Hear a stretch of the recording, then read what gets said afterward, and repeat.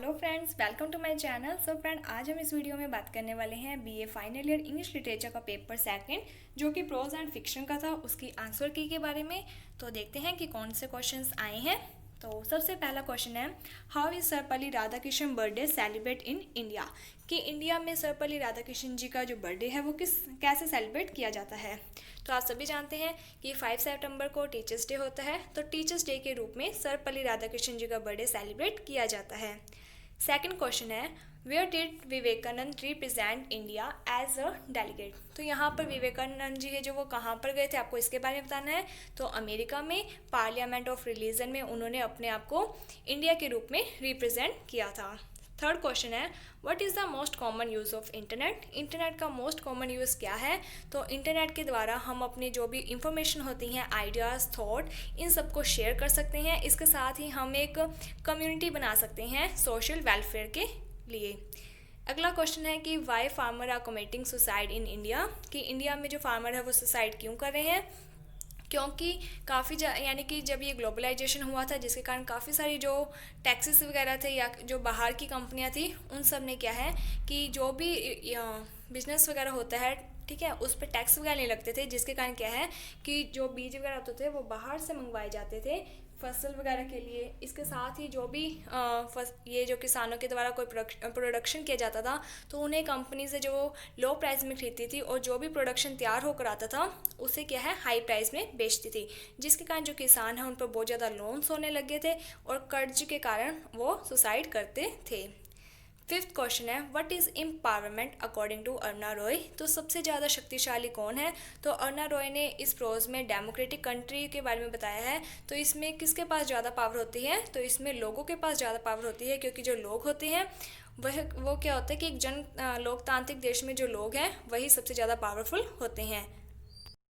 Next question है, what is the importance of snakes and lizard. की जो lizard और स्नेक्स है उनकी क्या इंपॉर्टेंस है। तो जो स्नेक्स होते हैं वो यानी कि नियंत्रण के रूप में, चेक्स के रूप में काम करते हैं। नेचुरल चेक्स, प्राकृतिक रूप से नियंत्रण होते हैं किसके ऊपर, रैट्स के ऊपर। कि अगर रैट्स की संख्या ज़्यादा बढ़ती है तो जो स्नेक है उनके ऊपर कंट्रोल करते हैं।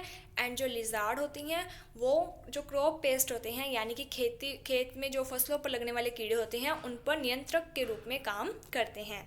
इसके बाद नेक्स्ट क्वेश्चन है, हु वाज गोमती। गोमती कौन है। तो ये जो आपका क्वेश्चन है ये द चाइल्ड प्रोज में से आया है।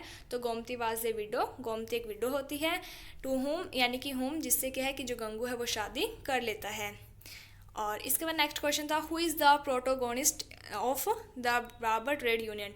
प्रोटोगोनिस्ट का मीन्स होता है मेन कैरेक्टर। तो बार्बर ट्रेड यूनियन जो प्रोज है इसमें मेन कैरेक्टर कौन था। तो इसमें मेन कैरेक्टर था Chandu, the son of the barber.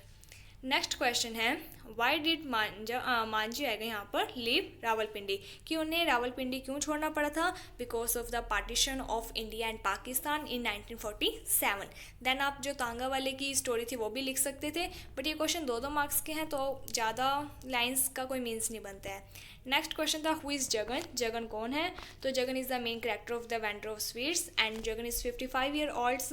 एक मिठाई का जो मर्चेंट्स होते हैं यानी कि मिठाई वाला होता है, और ये मिठाई बेचता है। एक फेमस पर्सन होता है, और जगन का जो बेटा है उसका नाम माली होता है।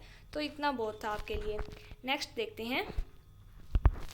इसके बाद आती हैं एक्सप्लेनेशंस। तो 3 दी गई हैं। इसमें होपफुली पिछले बार की तरह ही आपका पेपर हुआ होगा, जिसमें से आपको जो 3 एक्सप्लेनेशन और 4 क्वेश्चंस होंगे, जिसमें से एक्सप्लेनेशन आप 2 या 1 कर सकते थे और क्वेश्चन भी इसी तरीके से होंगे।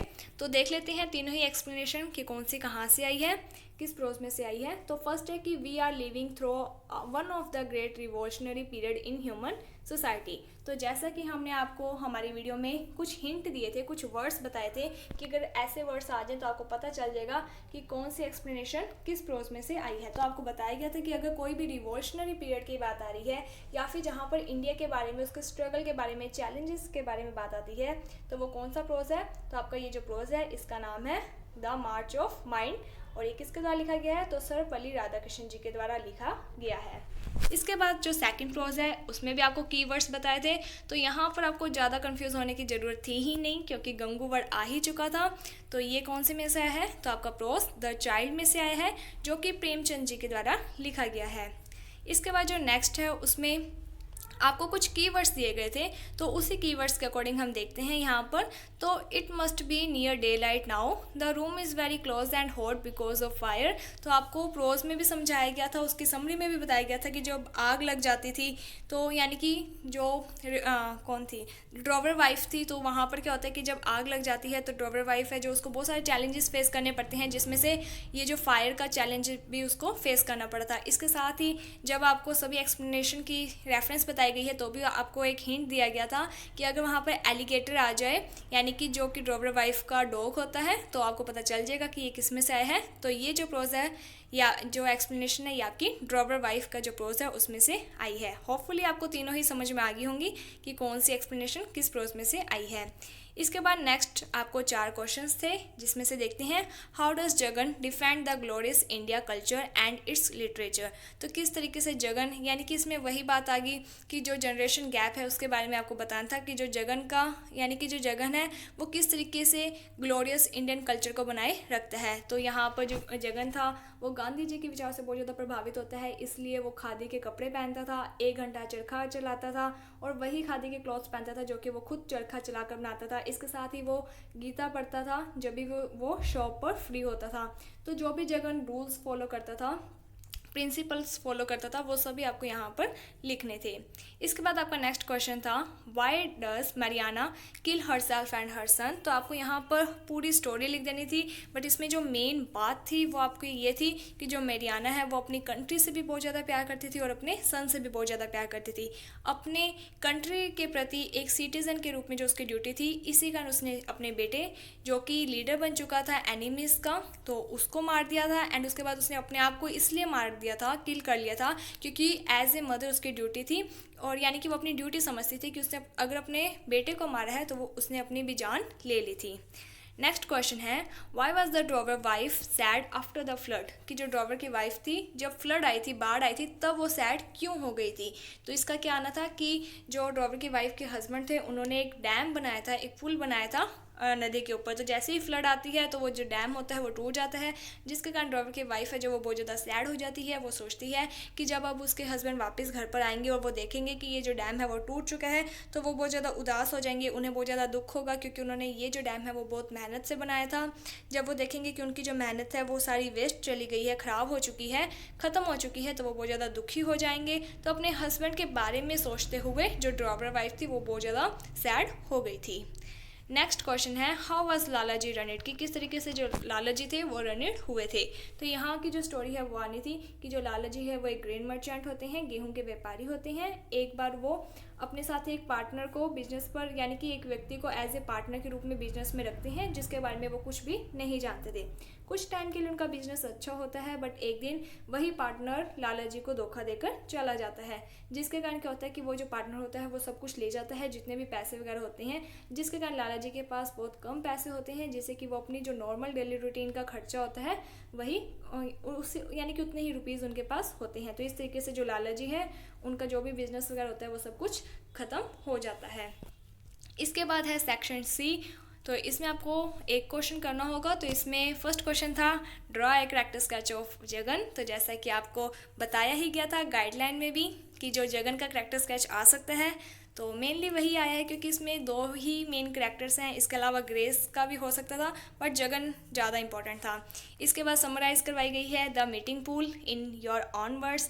तो ये भी आपको यानी कि पूरी वीडियो में अच्छे से समझाया गया था। तो होपफुली आपको ये भी क्वेश्चन आता होगा। इसके अलावा जो क्वेश्चन है वो है कि how according to Philip agri social network help in the adoption of a new technology and how can internet build. तो ये आपका बिल्डिंग एंड इंटरनेट सोसाइटी में से आया है, सॉरी कल्चर में से आया है। तो इसमें आपको इंटरनेट के बारे में बताना था मेनली। एंड इसके बाद नेक्स्ट क्वेश्चन था what are the reason for decrease in the population of snakes, lizard, owls, frogs, how ecological balance can be resorts. तो ये भी आपको बताया गया है कि ये पॉपुलेशन क्यों कम होती जा रही थी, क्योंकि जैसे जैसे जनसंख्या बढ़ रही थी तो जो लोग हैं वो अपने घर बना रहे थे, यानी कि खेती बाड़ी कर रहे थे, घर बना रहे थे, इंडस्ट्रीज बना रहे थे, जिसके कारण क्या है कि ज़्यादा से ज़्यादा क्या है नगरीकरण होने लग गया था, जिसके कारण जो स्नेक है, लिजार्ड है, आउल, फ्रॉग्स, जो भी फॉरेस्ट वगैरह हो रहे हैं वो सब काटे जा रहे थे, जिसके कारण ये जितने भी जानवर हैं उन सब की जो नेचुरल हैबिटेट्स थे वो सभी ख़त्म होते जा रहे थे। अगर अगर इन एनिमल्स के हैबिटेट ही नहीं रहेंगे, निवास स्थान ही ख़त्म हो जाएंगे, तो इनकी संख्या भी धीरे धीरे ख़त्म होने लग जाएगी। तो यही इसका रीज़न था। और किस तरीके से हम ecological balance can be restored, तो हमें बहुत ज़्यादा ध्यान देना चाहिए। हम जो भी काम करें हमें सोच समझ कर करना चाहिए। जो भी हम काम कर रहे हैं हमें ये देखना चाहिए कि नेचर पर उसका क्या इफ़ेक्ट पड़ रहा है। इसके साथ ही हमें लोगों को जागरूक करना चाहिए। ये बहुत सारी बातें आप इसमें लिख सकते थे। सो होपफुली आपका एग्ज़ाम अच्छा ही रहा होगा। And thank you friends for watching my video. Thank you.